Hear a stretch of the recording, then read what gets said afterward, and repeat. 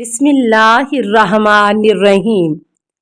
السلام علیکہ یا صاحب العصر والزمان۔ اور جب اپنے سفر کے دوران میں حجاب نور پر پہنچا تو جبرائیل نے مجھ سے کہا، آپ آگے بڑھیے اور مجھے یہیں چھوڑ دیجئے۔ میں نے کہا، اے جبرائیل، کیا آپ یہاں مجھ سے جدا ہو جائیں گے؟ اس نے کہا، اے محمد صلی اللہ علیہ وآلہ وسلم، میری حدود جو اللہ نے میرے لیے مقرر کی ہیں بس یہیں تک ہیں۔ اگر میں اپنی حدود سے آگے بڑھا تو اس تجاوز پر میرے بالوں پر جل جائیں گے۔ پھر مجھے نور میں سفر کرایا گیا، یہاں تک کہ خدا کو منظور تھا میں سفر کرتا رہا۔ پھر مجھے آواز دی گئی، محمد صلی اللہ علیہ وآلہ وسلم۔ میں نے لبیک و سیدکا کہا۔ اس وقت مجھے یہ ندا سنائی دی، محمد تو میرا عبد ہے اور میں تیرا رب ہوں۔ میری عبادت کرنا اور مجھ پر ہی بھروسہ کرنا، اور میرے بندوں میں تو میرا نور ہے اور میری مخلوق کے لیے میرا رسول ہے، اور میری مخلوق پر تو حجت ہے۔ میں نے تیرے اور تیرے پیروکاروں کے لیے جنت بنائی ہے، اور میں نے تیرے مخالفین کے لیے دوزخ پیدا کی ہے۔ تیرے اوصیاء کے لیے میں نے کرامت واجب کی ہے، اور ان کے شیعوں کے لیے اپنا ثواب واجب کیا ہے۔ میں نے عرض کیا، خدایا میرے اوصیاء کون ہیں؟ جواب ملا کہ عرش کے کنارے پر تیرے اوصیاء کے نام لکھے ہوئے ہیں۔ پھر جب میں عرش کے کنارے کی طرف میں نے دیکھا تو مجھے وہاں 12 نور نظر آئے۔ ہر نور میں سبز سطر تھی، اور میں اس پر میرے ایک ایک وصی کا نام لکھا ہوا تھا۔ ان کا پہلا فرد علی ابن ابی طالب علیہ السلام، اور آخری فرد میری امت کا مہدی علیہ السلام ہے۔ میں نے عرض کیا، خدایا کیا یہی میرے اوصیاء ہیں؟ اس وقت آواز قدرت سنائی دی، محمد یہ میرے اولیاء، اصفیاء اور میری مخلوق پر میری حجت ہیں، اور یہ آپ صلی اللہ علیہ وآلہ وسلم کے اوصیاء اور خلفاء ہیں، اور آپ صلی اللہ علیہ وآلہ وسلم کے بعد یہ تمام انسانوں سے بہتر ہے۔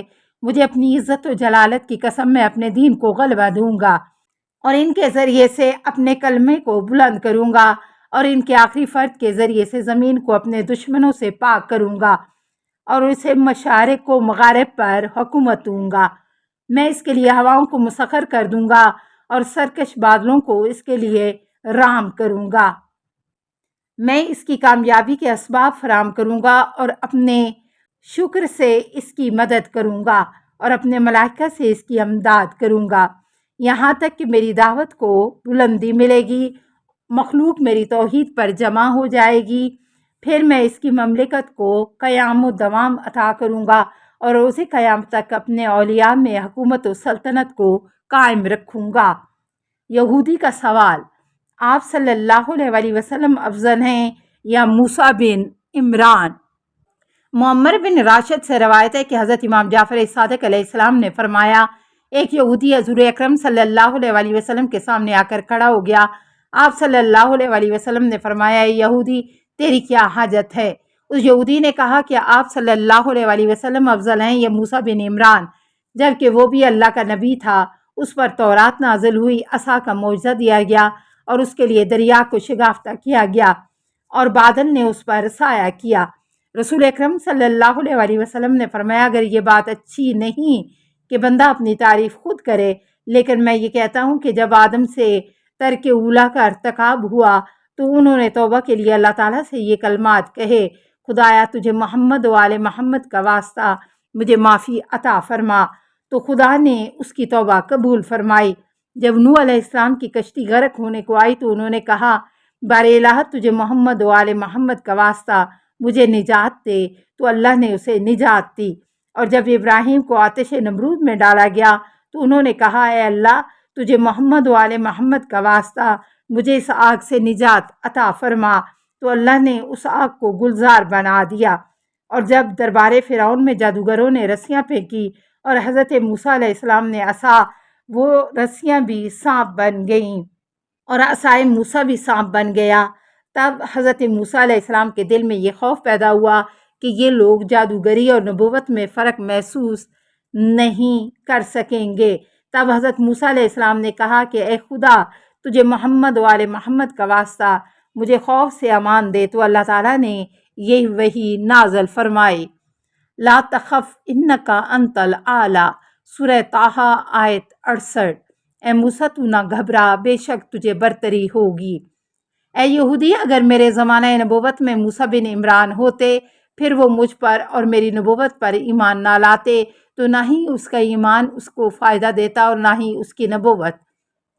اے یہودی، جب میری ذریت سے مہدی کا ظہور ہوگا، تب آسمان سے عیسیٰ بن مریم نازل ہوں گے تو مہدی برحق کے پیچھے نماز پڑھیں گے۔ بحار الانوار جلد 16 صفحہ 366 ہے، 72 بہاوالہ جامع الاخبار۔ کچھ یہودیوں نے سوال کیا کہ آپ صلی اللہ علیہ وسلم کا نام محمد کیوں ہے؟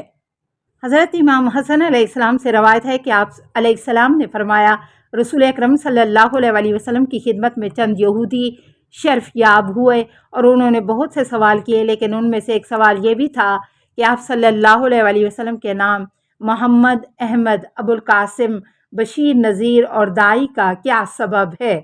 نبی اکرم صلی اللہ علیہ وسلم نے فرمایا، میں محمد اس لیے ہوں کہ زمین میں میری تعریف کی جاتی ہے، اور احمد اس لیے ہوں کہ میں نے آسمانوں میں خدا کی سب سے زیادہ حمد کی ہے۔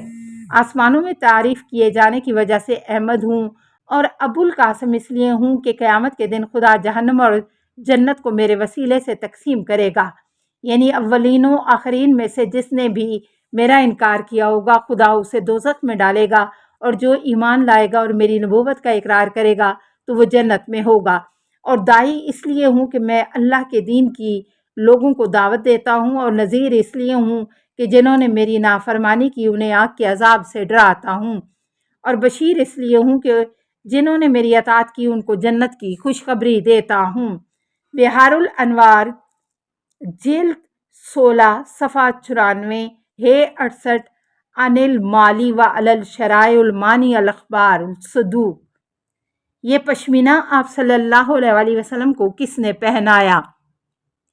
حضرت امام جعفر صادق علیہ السلام اپنے آبائے طاہرین سے روایت کرتے ہیں کہ ایک دن حضرت محمد صلی اللہ علیہ وسلم اپنے گھر سے باہر نکلے تو آپ نے پشمینہ کا لباس زیب تن کیا ہوا تھا، تو کسی نے پوچھا، یا رسول اللہ، آپ صلی اللہ علیہ وسلم کو پشمینہ کا لباس کس نے پہنایا؟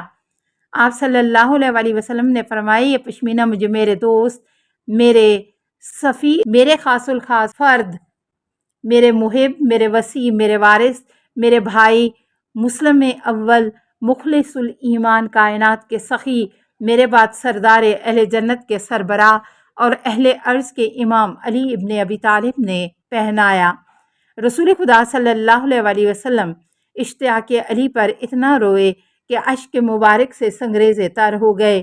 بحار الانوار جلد 38 صفحہ 96 ہے 13 عن امالی الصدوق۔ آپ صلی اللہ علیہ وسلم کے چہرے پر یہ نور کیسا ہے؟ بلال بن حمامہ روایت کرتے ہیں کہ ایک دن نبی اکرم صلی اللہ علیہ وسلم اس حالت میں ہمارے سامنے آئے کہ آپ کا چہرہ 14ویں کے چاند کی طرح چمک رہا تھا۔ عبداللہ بن عوف نے کھڑے ہو کر آپ صلی اللہ علیہ وسلم سے پوچھا، یا رسول اللہ، آپ کے چہرے پر یہ نور کیسا ہے؟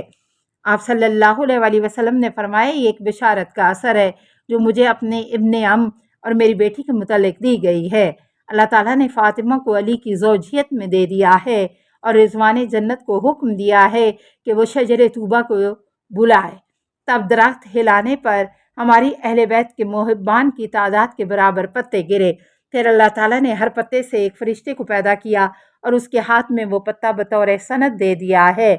پھر جب قیامت قائم ہوگی تو فرشتے ندا کریں گے، ہمارے محبان میں سے کوئی بھی محب ہم سے تب تک ملاقات نہیں کرے گا جب تک اس کے ہاتھ میں وہ رکہ بطور سند نہ ہوگا۔ السلام علیکہ یا صاحب العصر والزمان، الامان الامان الامان من فتن الزمان، السلام علیکہ یا خلیفۃ الرحمن، السلام علیکہ یا امام الانس والجان، السلام علیکہ یا مظہر الایمان، السلام علیکہ یا شریک القرآن، السلام علیکہ یا قاطع البرہان، السلام علیکہ या इमाम ज़मानिना हाज़ा अजलल्लाहु फ़रजक व सहलल्लाहु मखरजक व ज़हूर का अस्सलामु अलैका व रहमतुल्लाह। अल्लाहुम्मा सल्लि अला मुहम्मदिन व आलि मुहम्मद।